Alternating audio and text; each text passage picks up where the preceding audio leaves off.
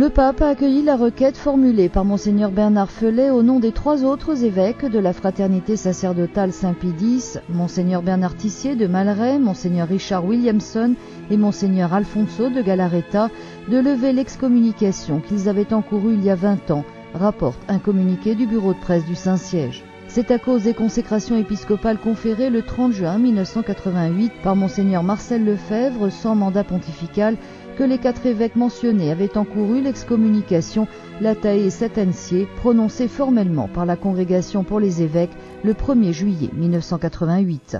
Benoît XVI, qui a suivi depuis le début ce processus, a toujours cherché à résorber la fracture avec la fraternité en rencontrant même personnellement Monseigneur Bernard Felet le 29 août 2005. À cette occasion, le pape a manifesté la volonté de procéder par étapes et en des temps raisonnables sur ce chemin et lève l'excommunication qui pesait sur les 4 évêques. La levée de l'excommunication ne signifie cependant pas que les 4 évêques soient en pleine communion avec l'Église.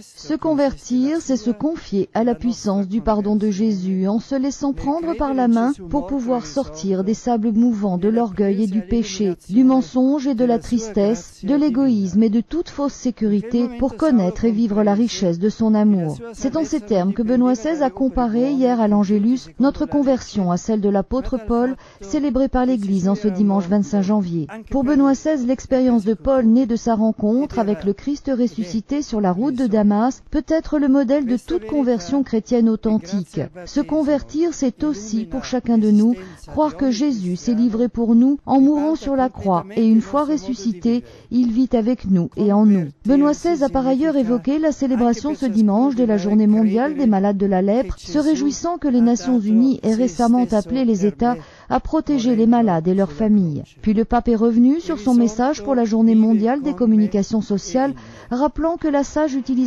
des nouvelles technologies comme Internet favorise chez les peuples la recherche du vrai, du bien et du beau. Et enfin, avec 2 enfants de l'Action catholique de Rome, il a libéré 2 colombes depuis la fenêtre de son bureau, remerciant les jeunes de leur fidèle engagement à promouvoir la paix.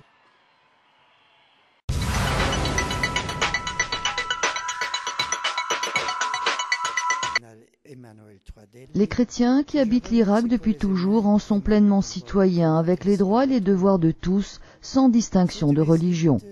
Benoît XVI s'adressait aux évêques de l'Église chaldéenne conduits par le cardinal Emmanuel III d'Élie, patriarche de Babylone des Chaldéens, à l'issue de leur visite à Limina.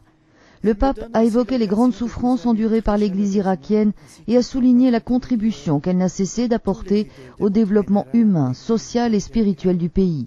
Aujourd'hui, a dit Benoît XVI, l'Église chaldéenne est appelée à jouer un rôle essentiel de modération en vue de la construction d'une société nouvelle où chacun pourra vivre dans la concorde et dans le respect mutuel. Aussi, les évêques interviendront-ils auprès des autorités afin que soient reconnus les droits humains et civils des chrétiens.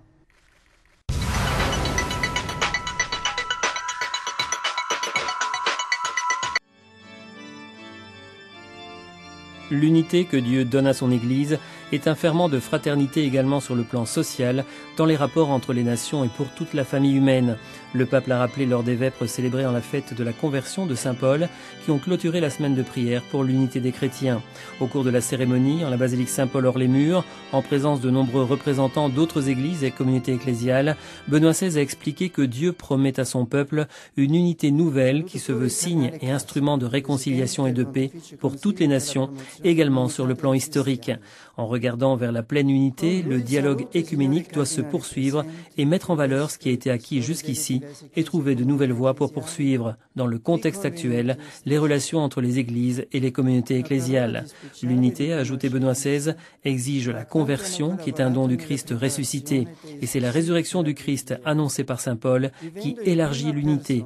Il ne s'agit pas seulement de l'unité des tribus d'Israël, mais aussi des Juifs et des païens, de l'humanité dispersée par le péché, et plus encore de l'unité de tous les croyants dans le Christ.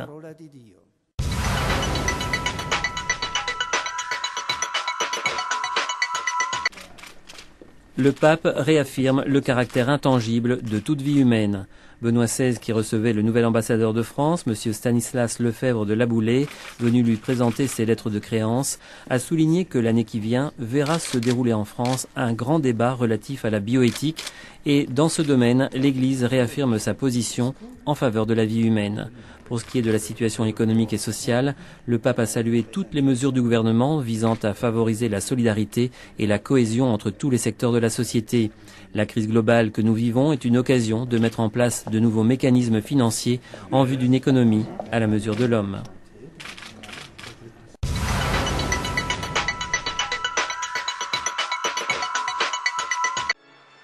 La révélation historique de la bonté de Dieu dans le Christ est le fondement de la foi et de la pratique de la communauté chrétienne. Le pape l'a souligné à l'audience générale dont il a consacré la catéchèse aux lettres de saint Paul à Timothée et à Tite. La communauté chrétienne, a déclaré Benoît XVI, est fortement enracinée dans la vérité de la foi. Elle est ouverte à la dimension universelle de l'humanité et elle prie afin que tous les hommes parviennent à la connaissance de la vérité. Ces lettres mettent pour la première fois en valeur le ministère des évêques, des prêtres, des diacres. Ainsi, par le ministère de ses membres, l'Église prend une dimension familiale. Elle est la maison de Dieu. Prions, a dit le pape, afin que nous soyons toujours plus des personnes dignes de vivre au sein de la famille de Dieu.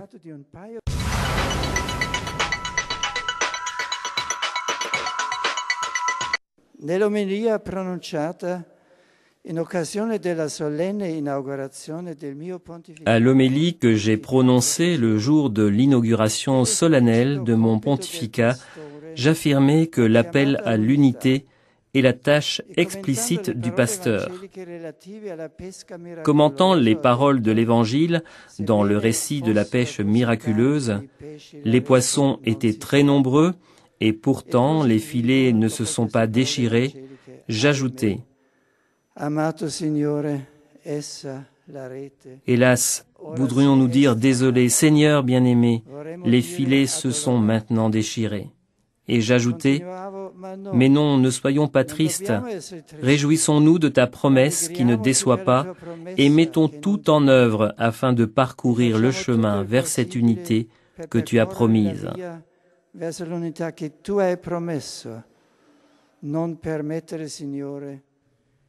Ne permets pas, Seigneur, que ton filet se déchire et aide-nous à être des serviteurs de l'unité.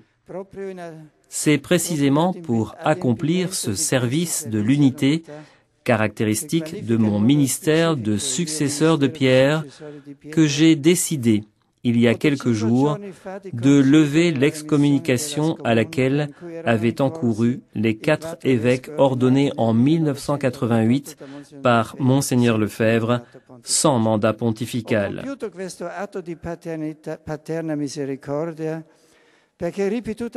Si j'ai fait ce geste de paternelle miséricorde, c'est parce que ces évêques m'ont manifesté à maintes reprises la vive souffrance que leur causait la situation dans laquelle ils s'étaient retrouvés.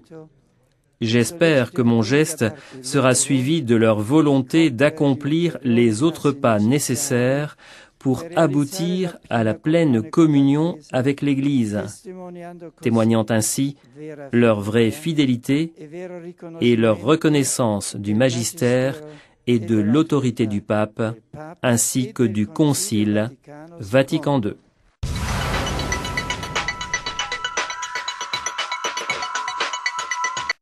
In questi giorni, nei quali ricordiamo la Shoah, mi ritornano alla memoria le immagini raccolte nelle ripetute visite mie ad Auschwitz. En ces jours où nous commémorons la Shoah, je me souviens de ce que j'ai vu lors de mes fréquentes visites à Auschwitz, l'un des camps où s'est produit le massacre effréné de millions de Juifs, victimes innocentes d'une haine raciale et religieuse aveugle. Tandis que je renouvelle avec sympathie à nos frères destinataires de la Première Alliance l'expression de ma pleine et incontestable solidarité, je souhaite que la mémoire de la Shoah conduise l'humanité à réfléchir sur la puissance imprévisible du mal lorsqu'il s'empare du cœur de l'homme. Que la Shoah soit pour tous un avertissement contre l'oubli, la négation et le réductionnisme, car la violence perpétrée contre un seul être humain est violence contre tous. Aucun homme n'est une île, a écrit un célèbre poète. Que la Shoah enseigne à la fois aux vieilles et aux nouvelles générations que seul le dur chemin de l'écoute et du dialogue, de l'amour et du pardon conduit les peuples, les cultures et les religions du monde à la fraternité et à la paix dans la vérité tant souhaitée. Que jamais plus la dignité de l'homme ne soit humiliée par la violence. Mai più la violenza umili la dignità dell'uomo.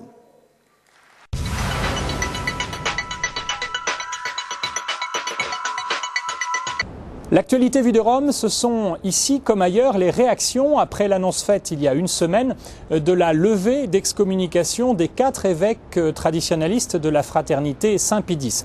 Un geste du pape présenté comme un acte de miséricorde visant à ouvrir un dialogue attendu depuis plus de 20 ans, un geste d'unité vers un retour à la pleine communion qui a cependant été source d'incompréhension, voire même de malaise chez certains fidèles catholiques. Et bien souvent, ce n'est pas le geste lui-même qui est à l'origine de cette incompréhension, mais bien le contexte dans lequel il a été posé.